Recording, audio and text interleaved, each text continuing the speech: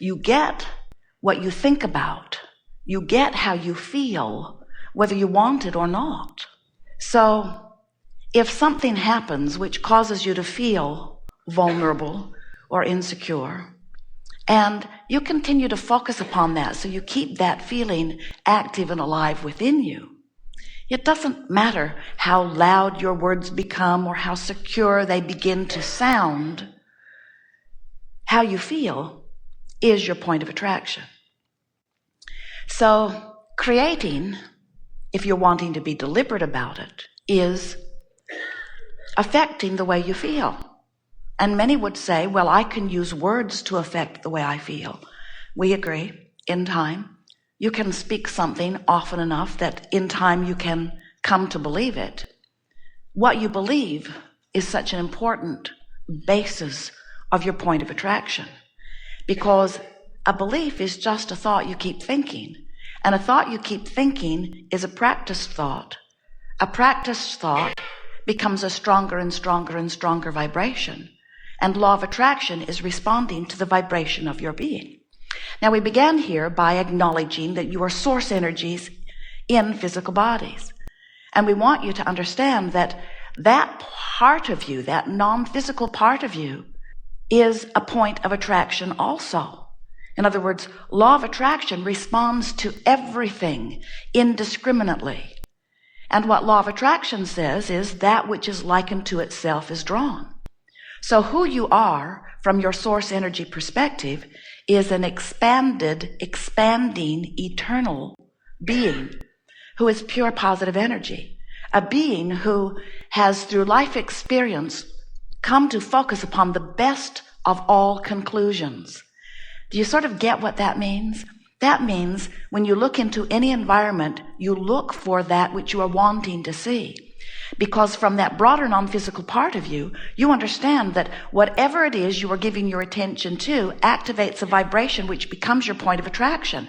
And as the source energy being that you are, you have come to the place of really particular focus.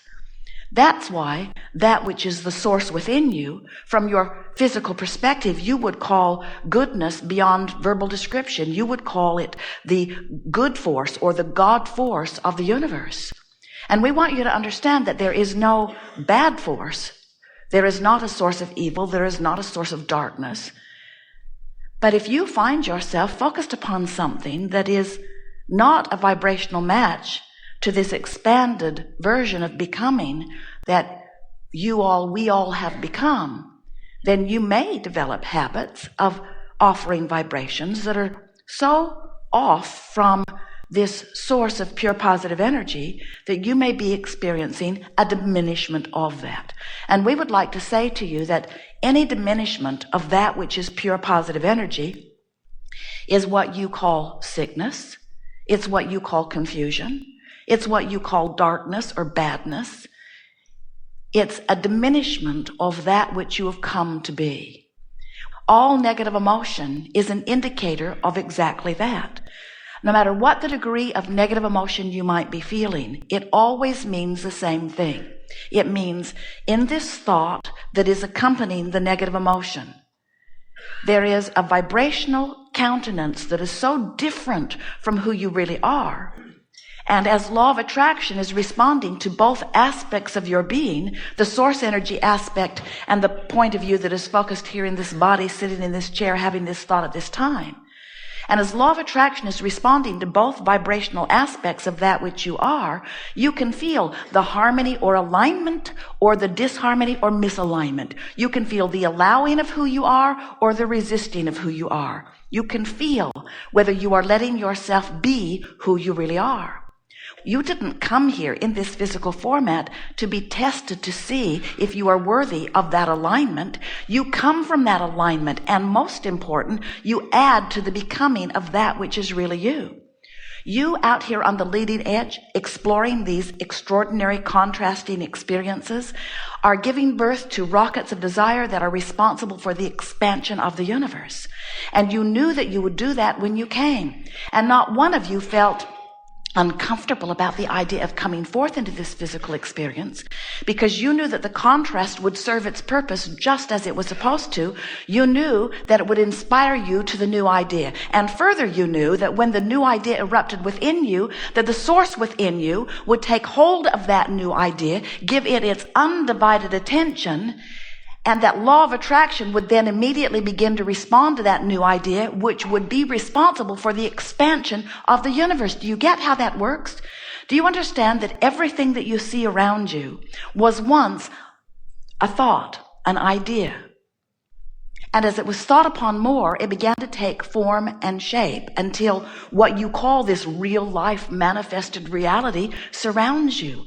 But everything starts with an idea first. And so we want you to understand that here in this physical format, you are now the leading edge birther of the expanded ideas to which source is giving undivided attention, which is causing the expansion of the universe. That's why we can say to you, to us, to all of us, that we are eternal beings. We will never cease to be.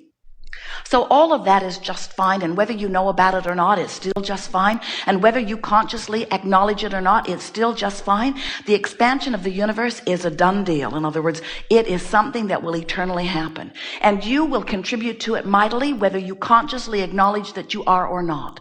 Because you cannot help but be the genius, leading edge, creative being that you are, and you cannot help but synthesize the environment that surrounds you. And most important, you cannot help but come to constant new conclusions about what would be better for you. And you can't conclude on anybody else's behalf, nor do you need to, because every point of consciousness in the universe has the same deal going. Even if you are a one-celled organism, even if you are a cell in one of your human bodies or the body of your cat, it does not matter. Every point of consciousness is having experience, and every point of consciousness is expanding, and source is riding the rocket of every one of those conclusions or preferences or desires. We love telling you this. We love letting you know that you are supposed to feel good, and when you don't, something's gone wrong. And the thing that's gone wrong is you're turning your attention to something other than who you have become. And you can't do that. You can't get away with that. Of course, that gap will close when you croak. But we would like to call this the art of allowing in a pre-croaking environment. In other words, we would like you to come to the place where you are using your guidance in the way you intended, where you are utilizing your ability to understand what you're doing vibrationally. You are vibrational beings. And when you would recognize that and you begin to synthesize consciously the vibration of your being through your solar plexus, through your emotions, and it becomes more and more consciously important to you that you feel good, you will begin to become a more combined, more aligned, more allowing, more tuned in, tapped in, turned in body. You will be the being that you were born to be. And that's what this gathering is all about. As we began to say earlier, it doesn't really matter in the scope of the big picture whether you consciously understand who you are and how you fit into this or not, because you got here by virtue of your intention. You can't help but explore contrast because it surrounds you and it's the nature of your beingness. And so you can't help but constantly give birth to expansion, which the larger part of you takes hold of and experiences. So the universe expands. The future generations being born will be born from that expanded vantage point. So nothing could go wrong in this picture, except you might hold yourself apart from who you've become. And when you do that, you don't feel good, and you're supposed to feel good. And that's what's screwy about the human experience. You're supposed to feel good, and mostly you don't. You're supposed to love yourself, and mostly you don't. You're supposed to feel confident, and mostly you don't. And the reason you mostly don't is because you've gotten a little out of whack in this comparison thing that goes on. In other words, you're a little heavy on the know what I don't want. So if what you're observing is missing some things you want, and you are pointedly looking at the missing things, I don't have enough, I don't have enough, I don't have enough, then you set up within yourself a vibration that will not let you move toward what you have already created. In other words, when you know what you don't want, you know what you do want, and the larger part of you went over to what you do want and is giving that undivided attention. Now, what happens with this larger part of you giving attention to every subtle nuance that you identify? In other words, you keep all day, every day, you continue to amend your desire, amend your desire, amend your desire. Sort of like living with Esther in the bus. Every day she finds a better way of living in the bus, which means every day she moves more things around. And every day Jerry can't find something else. And she'll say, oh, look at this new improved place that I have put that, you see. As you live, you constantly are coming to new conclusions about what would be a better process, what would feel better, what would make the world better, what would make you feel better, what would make a relationship better, what would make your kitchen drawer better. In other words, you can't stop identifying what would be better. It's the nature of that which we all are in our expanded beingness. Now, in terms of law of attraction is responding to who you are becoming. So every time you know what you don't want, you know what you do want, and law of attraction responds to that request. And the sensation that creates for you is a feeling of being called toward source. It's like a raging river that is moving downstream toward everything that you want, and everything that you want is downstream. Jerry and Esther went whitewater rafting, and when they put their boat in the water, it didn't occur to them or any of the other people that were with them. There were several rafts that went in at the same time. It did not occur to any of them to paddle upstream. It was so obvious that that river was going to have its way with them. The river guide said, friends, this is not Disneyland, and we cannot turn this river off. He really wanted to get their attention. This is a river, and it's moving that way, and you're going to move with it. And we want to say the same thing to you. There's a river, it's moving that way, and you're going to move with it. And what this seminar wants to address is, you're going. Are you going willingly? If you go willingly, you feel fabulous. You feel elation, you feel passion, you feel clarity, you feel vim and vigor, you are frisky, you feel humorous, you feel joy, you feel clarity, you feel vitality, you feel flexibility. You're tuned in, tapped in, turned on if you go willingly. If you don't go willingly, you feel some measure of frustration. And by not going willingly, we simply mean, are you still focused upon whatever it was that caused you to know what you want because you know what you don't want? Are you still focused upon the I know what I don't want part of it? Are you focused upon global warming in the sense that there's a disaster coming, and if we don't do something then it's all going to go bad, and using that as your excuse to deprive yourself from alignment with source energy? Or are you focused upon global warming from the sense that you are an eternal being and you are living on an eternal earth, and that things are expanding and that it's better today than it's ever been and getting better all the time? What are you focused upon? Whatever it is you are focused upon, are you using it as your excuse to come into alignment with the way the source within you is seeing it? Or are you using it as an excuse to separate yourself from who you are? So the terminology that you'll hear from us all day long, because it's the most significant thing that you will ever identify and consciously begin to accomplish, are you letting you be who life has caused you to become? The answer is easy. If you feel good, yes. If you feel bad, no. If you feel really good, yes, yes, yes. If you feel really bad, no, no, no. In other words, the way you feel tells you everything about your vibrational countenance.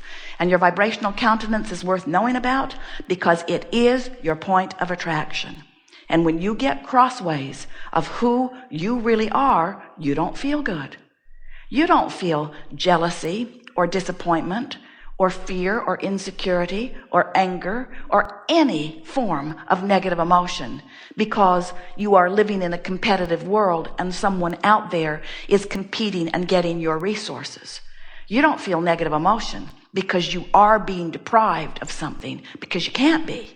You're feeling negative emotion because you're depriving yourself of that which you have become. It's not competition with others. When you see others excelling, all that does is help you synthesize the data and decide what you want for you. When you feel negative emotion, it's you not keeping up with you, and that's all it is. You say, no, I'm sure it's her fault, because I didn't feel this way till she did that. So how do you explain that, Abraham? I was feeling happy, she did that, now I'm not happy, it must be her fault.